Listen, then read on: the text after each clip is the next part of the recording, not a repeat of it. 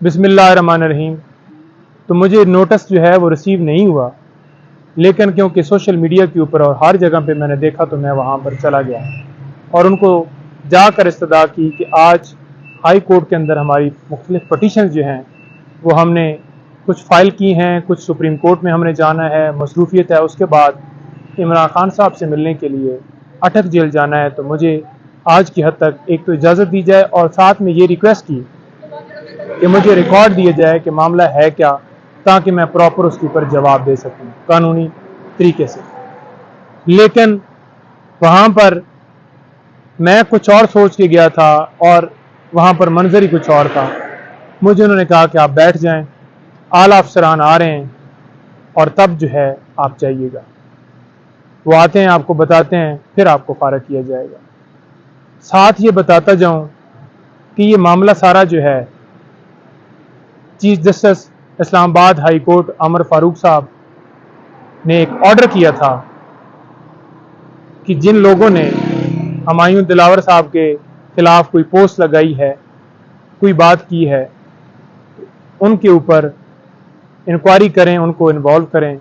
तो ये उनकी डायरेक्शन के ऊपर ये सारा मामला, और आज मुझे वहाँ पर 8 घंटों से भी ज़्यादा टाइम के लिए हब्से बिजा में रखा गया, क्योंकि जो सवालात उन्होंने पूछने थे वो 8 सवालात थे जो मेरे सामने रखे गए।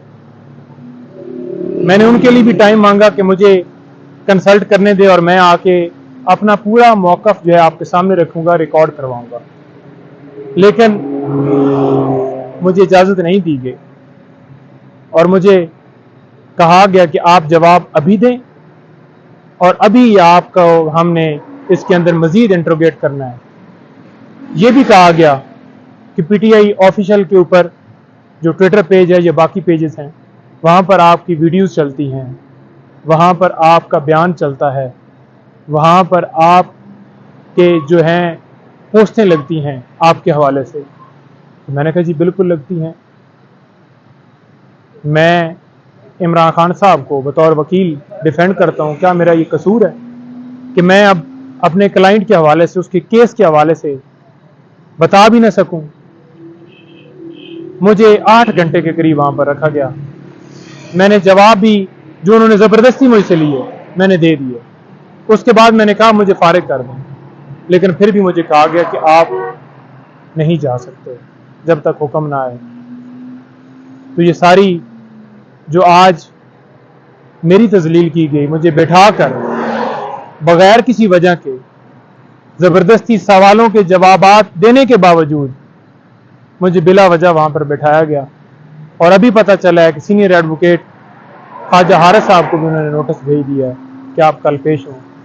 तो ये सारा मामला चीफ जस्टिस उमर फारूक साहब की उस ऑर्डर की वजह से सारा हमारे साथ हो रहा है। आज जो मेरे साथ हुआ, सिर्फ उनके ऑर्डर की वजह से सारा मामला हुआ है। मेरी सिर्फ गुजारिश ये है कि कोई किसी हवाले से